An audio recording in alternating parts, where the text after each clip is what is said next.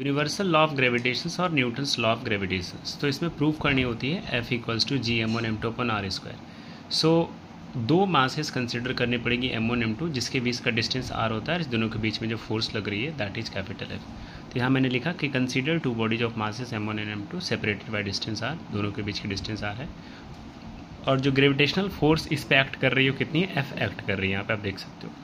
तो universal law of gravitation से मेरे पास दो स्टेटमेंट आती है। स्टेटमेंट नंबर 1 है कि force is directly proportional to the product of their masses, F directly proportional to m1 m2। दूसरा, force between the bodies is inversely proportional to the square of distance between them, that is F inversely proportional है r square, यानी F is proportional 1 by r square.